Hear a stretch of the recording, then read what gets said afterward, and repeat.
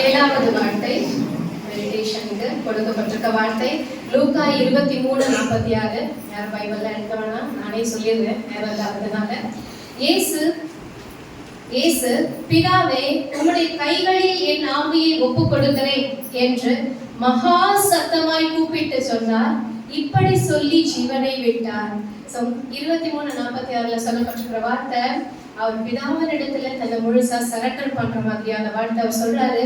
நான் வந்து உங்க கையில என்னோட ஆவியை ஒப்புக் கொடுக்கிறேன். ஏன்னா இந்த உலகத்துல இருக்கிற இந்த உடலானது மண்ணோட விதைக்கப்பட்டுடும், ஆனால் ஆவியோ அது என்றைக்கும் அழியாதது. ஆண்டவர் சொல்றாரு, என்னோட ஆவியை யாருக்கிட்ட கொடுக்கணும் அப்படின்ற ஒரு உத்தரவாதம் இருக்கு. ஆண்டவர் வாழ்ந்து காட்டியிருக்கிறாரு. தன்னுடைய ஆவிய பிதாவின் இடத்துல ஒப்பு கொடுத்தார். அவர் ஒப்பு கொடுத்தது நிறைய இடத்துல நமக்கு வந்து ஒரு பேட்டர்ன் மாதிரியே காமிப்பாரு. இப்படிதான் வாழணும்னு ஒரு மாதிரி மாதிரியே காமிப்பாரு. அவர் இப்படி சொல்லி அதனாலதான் மேல சிலுவையில தொங்கினவர் சுற்றி இருக்கிற எல்லாருக்கும் கேட்கத்தக்கதாய் அந்த கடைசி நேரத்துல அவரிடத்துல ஒரு பட்ட பாடுகள் நடுவுல அவரிடத்துல கொஞ்சம் கூட தெம்புறதுக்கு இருக்காது. ஆனாலும் அந்த நேரத்துல அது மகா சத்தமாய் கூப்பிட்டு ஒப்பு கொடுத்தாருன்னு சொல்றாங்க. அடுத்தது இதுக்கு முன்னதாய் நடந்த 2 காரியங்கள், 2 வசனம் தான். இதுக்கு முன்னாடி இருக்கிற வார்த்தை சொல்லப்பட்டிருக்கிறது, சூரியன் இருளடைந்தது, தேவாலயத்தின் திரைச்சீலை நடுவில் 2ஆக கிழிந்தது அப்படின்னு சொல்லி 45வது வசனம். சோ இந்த 2 வசனத்திலையும் பார்த்தா 2 காரியங்கள். ஒண்ணு புதிய துவக்கத்தை பத்தி பார்க்கணும், இன்னொன்னு சரண்டர் பத்தி பார்க்கணும். இப்போ எதுல இங்க நியூ பிகினிங், புதிய துவக்கம் அப்படின்னா, நான் வந்து ஒரு காரியத்துக்கு நேராக பாக்குறேன். என்னதுன்னா, ஒரு திரைச்சீலை அப்படின்றது இருக்கும். யாத்திராகமத்துல பாத்தீங்கன்னா நிறைய மோச இடத்துல சொல்லும் போது, இப்படியா வந்து என்னுடைய ஆலயத்தை நீ கட்டணும், ஒரு பரிசுத்த ஸ்தலம் இருக்கணும், அதை தாண்டி மகா பரிசுத்த ஸ்தலம் இருக்கணும். மகா பரிசுத்த ஸ்தலத்துக்கு போகிறது எல்லாராலையும் முடியாது. அந்த ஸ்தலம் வந்து எப்படின்னா ஒரு திரைச்சீலை தொங்க போட்டு அதை வந்து ப்ரொடெக்ட் பண்ணிருப்பாங்க, அது ஷீல்டு மாதிரி பண்ணிருப்பாங்க. ஏன்னா எல்லாராலையும் அந்த இடத்துல போக முடியாது. அப்போ அது எப்பதான் போக முடியும் அப்படின்னா, நம்ம நிறைய பேர் பார்த்துப்போம், ஒரு சில ஆசாரியர்கள் கடந்து செல்வாங்க. அந்த கடந்து செல்றது வந்து இவங்க ஆசாரியர் அப்படின்னா போயிட முடியுமா? அப்படி கிடையாது. அந்த ஹோலினஸ் வந்து அவ்வளோ ரொம்ப முக்கியம். அந்த மகா பரிசுத்த ஸ்தலத்துக்கு போகணும்னா அங்கதான் வந்து அந்த உடன்படிக்கை பெட்டியெல்லாம் இருக்கும். அந்த இடத்துல போகிறதுக்கு நிறைய ஆயத்தங்கள் பண்ண வேண்டியது இருக்கும். அந்த ஆயத்தங்கள் எப்படியா இருக்கும்னா, இவங்க அந்த மகா பரிசுத்த ஸ்தலத்துல இருக்கும் பொழுது இது ஒரு பிரிவினையை காமிக்கும். அந்த மகா பரிசுத்த ஸ்தலத்துக்கு போக வேண்டிய ஆசாரியர்கள் மட்டுமே போக முடியும். ஆண்டவரை விசுவாசிக்கிறவங்களோ அவருக்காக இருக்கிறவங்களோ எல்லாரும் போக முடியாது. அப்படி போகிற நேரத்துக்கு முன்னதாய் அந்த நேரத்துல அந்த ஜனங்கள் எல்லாரும் எப்படி இருப்பாங்கன்னா, ஒரு 24-25 நாள் கிட்ட வந்து ஒரு ஃபாஸ்டிங் இருப்பாங்க. இது எதுக்கு அந்த ஃபாஸ்டிங் எல்லாம் இருந்து உபவாசம் பண்ணி போறாங்கன்னா, அது ஒரு விசேஷமா பைபிள்ல சொல்லப்பட்டிருக்கு. 7 ஃபெஸ்டிவல் வந்து பைபிள்ல சொல்லப்பட்டதுல ஒரு ஃபெஸ்டிவல் இருக்கு. அது வந்து பாவ நிவர்த்தியின் நாள் அப்படின்னு சொல்லி அதை கொண்டாடுவாங்க, டே ஆஃப் அட்டான்மெண்ட். அது ஹீப்ரூல சொல்லும் போது யாம் கிப்பூர் அப்படின்னு அந்த நாள் அவங்க விசேஷமா சொல்லுவாங்க. யாம் கிப்பூர் கொஞ்சம் பக்கத்துல கை கொடுத்து சொல்லிக்கங்க. யாம் கிப்பூர் ஹீப்ரூல பேசுங்க கொஞ்சம் எல்லாருமே. யாம் கிப்பூர் இந்த நாள் யாம் கிப்பூர் இது என்னன்னா பாவ நிவர்த்தியின் நாள்.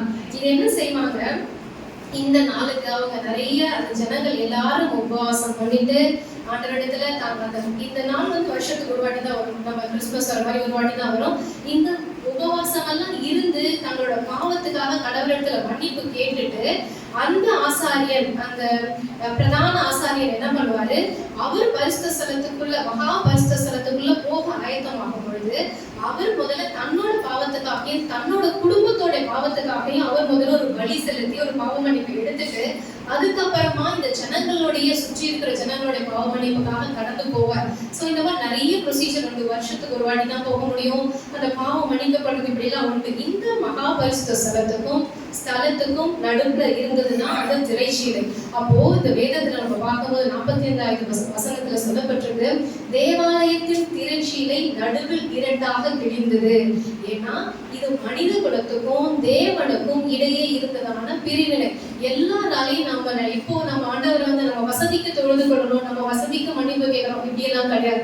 இது ரொம்ப பெரிய ஒரு செப்பரேஷன் 2 பேருக்கு நடுவில் இருந்தது. எதனாலன்னா பாவத்தை பாவத்தின் விளைவா இருந்தது. அப்போ இந்த திரைச்சீலை கிழியறதுக்கு காரணம் இது. ஆண்டவர் வந்து எல்லாம் முன்னாடி இந்த 6 வார்த்தைகள் சொல்லும் பொழுது அவரோட காரியங்கள் அவர் வந்து சொன்னார் எல்லாமே முடிஞ்சிச்சுன்னு போன வார்த்தையில சொன்னாரு. அப்ப முடிந்ததுக்கு அப்புறம் அவர் வந்து சொல்ற வார்த்தை, நான் வந்த காரியத்தை முடிச்சுட்டேன். அந்த முதல்ல இருந்த இந்த பாவம் பண்ணி போனது வருஷத்துக்கு ஒரு நாள் இந்த மாதிரி ரொம்ப கண்ட்ரோல் இருந்துச்சு, இப்ப கிடையாது. எந்த மனுஷனும் அவரை நோக்கி கூப்பிடும் போது அவருக்கு உடனடியாய் பதில் வர காரணம் அவர் அன்னைக்கு பட்ட பாடுகளின் நிமித்தமா அந்த சிலுவை மரணத்துல நடந்தது. அது இன்னும் அவர் போகிறதுக்கு லாஸ்டா இருந்த காரியம் தான் அந்த திரைச்சீலை பிரிவினை. அந்த பரிசுத்த ஸ்தலம் மகாபரிசுத்த ஸ்தலம் கிடையாது. எங்கிருந்து கூப்பிட்டாலும் ஆண்டவர் பதில் சொல்ல காரணம் அன்றைக்கு அவர் சிலுவையுடைய மரணத்துல அவர் இருந்ததுனாலதான், அவர் பொறுத்து கொண்ட காயங்களை பெற்றுக் கொண்டதுனாலதான். இது எப்படி பார்ப்பாங்கன்னா யூதர்கள் வந்து இந்த யாம் கிப்பூர் அப்படிங்கிற ஃபெஸ்டிவல் முடியிருக்கும் போது அவங்க வந்து அந்த வருஷத்தை ஒரு புதிய பிகினிங்கா பார்ப்பாங்க, புதிய ஆரம்பம். ஏன்னா என் பாவம் எல்லாம் மன்னிக்கப்பட்டுருச்சு, ஆனால் இது முதல் கொண்டு என்னோட இது வாழ்க்கை எப்படி இருக்கும் புதுசு. ஏன்னா பாவம் ஜெயிலே ஒருத்தவங்க எல்லாம் முடிச்சுட்டான் அப்படின்னா இல்ல, நான் இன்னைக்கு வந்து ஒரு கடன் கொடுக்க வேண்டியது முடிஞ்சிச்சுன்னா என்னோட வாழ்க்கை எப்படி இருக்கும், ஒரு பிகினிங், புது துவக்கம் மாதிரி. இந்த பாவ மன்னிப்பு பெற்ற உடனே அவங்க எப்படி பார்ப்பாங்கன்னா புதிய துவக்கமா இருக்கும். நம்ம சிலுவை மரணம் குட் ஃப்ரைடேல கர்த்தர் வந்து சிலுவையில தன்னை கொடுத்ததுக்கு அப்புறமா உலகத்துல இருக்கிற எல்லா மனிதர்களுக்கும் அது புதிய துவக்கம், அது முடிவு கிடையாது. அது எல்லா கண்ட்ரோலும் எல்லா பிரிவினைகளையும் ஆண்டவர் முடித்து ஒரு புதிய துவக்கத்தை நமக்கு கொடுத்திருக்கிறார். இதுதான் வந்து இந்த 45வது வசனத்துல சொல்லப்பட்டிருக்கிறது. ரெண்டாவது அவர் அந்த 46ல சொல்லப்பட்டிருக்கிறது போல மகா சத்தமாய் கூப்பிட்டு அவரோட கையில ஆவியை ஒப்பு கொடுத்தார் அப்படின்னு சொல்லப்பட்டிருக்கு. அப்போ என்ன பண்ணினாரு அப்படின்னா அவர் கையில சரண்டர் பண்றதுக்கு முன்னாடி அப்ப மட்டும்தான் பண்ணாரான்னு கிடையாது. அவர் வந்து அவர் பிறந்த நாள்ல இருந்து பெத்லகேம்ல பிறந்ததுல இருந்து கல்வாரி மலை போற வரைக்குமே ஆண்டவருடைய காரியங்களுக்கு ஏற்ற மாதிரிதான் ஒவ்வொன்றும் நடந்துட்டே இருப்பாரு.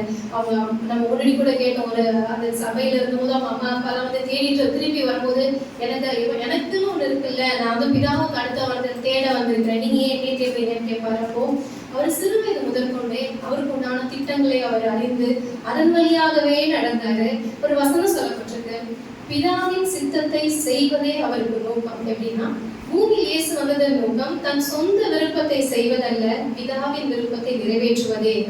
அப்போ என்ன பிதாவுடைய விருப்பம்? இந்த மனித குலம்லாம் பாவத்துல மாண்டு போயிடக்கூடாது. அப்ப எல்லாரும் பரலோகத்துக்கு வரணும், எந்த ஒரு தடையும் இருக்கக்கூடாது. இவன் யூதன், இவன் கிரேக்கன், இவன் இந்தியன், இப்படி எல்லாம் கிடையாது. கிறிஸ்துவை மனதார ஏற்றுக்கொண்டவர்கள். எதை அப்படின்னா எசப்பான ஒரு கடவுள் இருக்காரு, நான் கும்பிடுற கடவுள் அவரும் ஒருத்தர் அப்படின்னு இந்த அந்த 300 கடவுளோ 1000 கடவுளோ இல்ல 10ல ஒண்ணோ இல்ல 2ல ஒண்ணோ அப்படி கிடையாது. அவர் ஒருவரே தேவன். எப்படி விசுவாசிக்கணும்னா அந்த சிலுவையில் அவர் பட்ட மரணத்தை தனக்குடையதா யாரார் எடுத்துக்கிறாங்களோ இந்த பாவ மன்னிப்பு, இந்த நிச்சயம் எனக்கு உண்டு. தண்ணிக்குள்ள வந்து ஒரு மூழ்கி ஞானஸ்தானம் எடுக்கும்போது எப்படி புதிய துவக்கமா பாக்குறோமோ அதே மாதிரி அவர் நமக்காய் சிந்தின அந்த ரத்தத்தை முழுதுமாய் விசுவாசித்து இந்த ரத்தம் எனக்காக தான் சிந்தப்பட்டதுன்னு நினைக்கும் பொழுதுதான் இந்த நீங்க வந்து அவருடைய சித்தத்தை செய்யற மாதிரி ஃபர்ஸ்ட் ஒரு ஸ்டெப்பை எடுத்து வைக்கிற மாதிரி இருக்கும். அது மாத்திரம் இல்லை, நான் சர்ச்சுக்கு வந்துட்டேன், ஞாயிற்றுக்கிழமை சர்ச்சுக்கு வரேன், இல்ல கிறிஸ்துமஸ் கொண்டாடுறேன், குட் ஃப்ரைடே வந்துட்டேன், நீங்க வந்து ஒரு ஆத்தென்டிக்கா எல்லாரும் செய்யற மாதிரி ஒரு ட்ரெடிஷனல் வேயா பண்ணாலாம் இது வந்து ஆண்டவருக்குள்ள முழுதாக நம்ம ஒப்பு கொடுக்கறது கிடையாது. அவர் நமக்கு பெரிய தகர்த்தி போட்டிருக்கலாம், ஆனாலும் அவர் இன்னும் நமக்கு பரிசுத்தமான தேவன். அவர் நம்முடைய தேவன். தேவனுக்கு உண்டான கனத்தை கொடுத்து அவர் என்ன நோக்கத்தை நமக்கு வைத்திருக்கிறாரோ அதை செயல்படுத்தணும். யோவான் 6:38 சொல்லப்பட்டிருக்கு, என் சித்தத்தை செய்ய அல்ல, என்னை அனுப்பினருடைய சித்தத்தை செய்யவே நான் வானத்திலிருந்து வந்தேன் அப்படின்னு அந்த 6:38 சொல்லப்பட்டிருக்கு. அப்போ நம்ம எல்லாருக்குள்ளேயும் ஒரு தேவனுடைய சித்தம்னு ஒண்ணு இருக்கு, ஒரு திட்டம்னு ஒண்ணு இருக்கு. அப்ப நம்ம ஒவ்வொரு காரியத்திலையும் நாம செய்யறது அந்த காரியத்துக்கு நேரா இருக்குதா இல்ல மாறுபட்டதா இருக்குதான் பார்க்கணும். ஏன்னா ஆண்டவர் வந்து வாழ்ந்தது நமக்கு ஒரு மாதிரி தான். அந்த மாதிரியை தொடர்றாங்க. சீஷன் என்பவன் குருவை போலவே பாட்டெல்லாம் பாடுறோம். அந்த குரு எப்படி இருந்தாரோ பார்ஷியலா ஃபாலோ பண்ணல, ஃபுல்லா முழுதுமாய் அந்த எப்படி பிதாவினுடைய சித்தத்துக்கு தன்னை முழுதுமாய் ஒப்பு கொடுத்தாரோ நாமும் அவருடைய சித்தத்துக்கு ஒப்பு கொடுக்கும் பொழுதுதான் நீங்க கிறிஸ்துவை உடையவர்கள். நான் குட் ஃப்ரைடே கொண்டாடுறேன்னா பார்ஷியலா ஃபாலோ பண்ணல, அவருடைய சித்தத்துக்கு நம்ம முழுதாய் ஒப்பு கொடுக்கணும். எப்படி கிறிஸ்து தன்னை பிதாவினுடைய சித்தத்துக்கு ஒப்பு கொடுத்தாரோ அப்படியா இருக்கும் பொழுது நீங்க உங்களையே நீங்க கிறிஸ்துவை சார்ந்தவர்கள்னு சொல்ல தகுதி உள்ளவர்கள். ஹல்லேலூயா. கடைசியா அந்த தியானத்துக்கு கொடுத்த வார்த்தையை சொல்லி முடிக்கிறேன். லூக்கா 23:46 வைத்திருக்கிறவங்க ஃபிளாஷாக அதையும் சேர்த்து படிங்க, என்னோட கூட படிங்க, எல்லாரும் சேர்ந்து படிச்சு முடிக்கலாம். இயேசு பிதாவே, உம்முடைய கைகளில் என் ஆவியை ஒப்புவிக்கிறேன் என்று மகா சத்தமாய் கூப்பிட்டு சொன்னார். இப்படி சொல்லி ஜீவனை விட்டார். இது இன்னைக்கு நமக்கு ஒரு புதிய துவக்கம். இந்த நாளிலிருந்து குட் ஃப்ரைடே, இன்னைக்கு இந்த வருஷம் கிடையாது, அவர் என்னைக்கு சிலுவையில மரித்தாரோ அப்பையிலிருந்து நமக்கு புதிய துவக்கத்தை கர்த்தர் கொடுத்திருக்கிறார். கர்த்தருக்குள் வந்தவர்கள் ஒருபோதும் வெட்கப்பட்டு போவதில்லை. ஆனா ஒண்ணுதான், பார்ஷியலான விசுவாசம் கிடையாது. முழுதுமாய் ஒப்பு கொடுங்க. உங்களை கிறிஸ்துவர்கள்னு இல்லைன்னு ஒருத்தவங்க சொன்னா கோவப்படுறீங்க, ஆனா அதை முழுதாக நீங்க ஃபாலோ பண்ணும்போது தான் நம்ம முழுதுமாய் கிறிஸ்துவை விடவில்லை. அப்புறம் கர்த்தருடைய நாமத்துக்கு மகிமை உண்டாவதாக. தேங்க்யூ.